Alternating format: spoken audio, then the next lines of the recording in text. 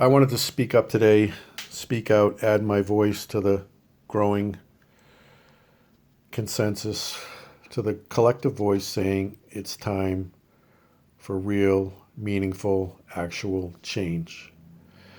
If I didn't speak up, I would be like one of the other police officers that watched George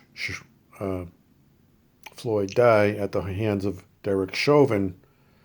One of those other officers could have gone over there and said, Derek, he says he can't breathe. Derek, let him breathe. Pull Derek off of George Floyd and say, don't kill him. You know, you're going to kill the guy. Don't kill the guy.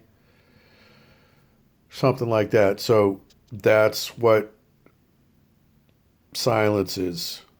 It's my responsibility not to be silent. I have to step in, step up, speak up.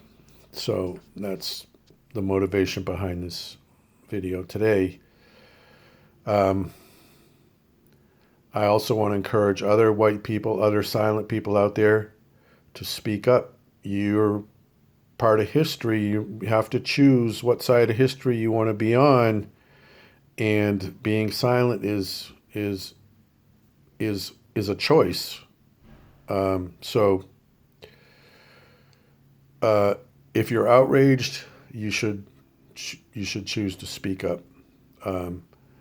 If you're not outraged, I think you should put yourself in the position of George Floyd, with a knee on your neck, feeling the life slowly being sucked out of you, for buying stuff with a $20 bill, which you may or may not have known was counterfeit. That's something you or I, a lot of people would have done.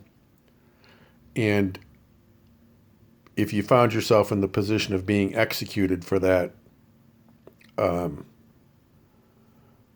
but you're different. You have the ability to stand up and say, I'm not going to let this happen. This is wrong. I don't deserve this. Nobody deserves that. Nobody deserves death sentence for spending a $20 counterfeit bill. Black lives matter just as much as white lives, just as much as your life. So if you're the type of white person who feels threatened by the changes that might come about as a result of the situation, suck it up, because you're still going to have things pretty good. If you look back at history, you have before and after Abraham Lincoln, the Emancipation Proclamation ending slavery. White people still had it pretty good. You had Jackie Robinson. There was two separate baseball leagues, the Negro League and the White League. After Jackie Robinson, things changed. White people still had it pretty good. You had Martin Luther King. Post Martin Luther King, you had the Civil Rights Act of 64 and the Voting Rights Act of 65. It's no longer legal to discriminate in the workplace or at the polling place. White people still had it pretty good. And white people are still going to have it pretty good. But hopefully we can look back at George Floyd's situation as a tipping point where things actually finally changed and life was different. People of color shouldn't walk around in fear for their lives, feel that they're being looked at differently or treated differently because of their skin color.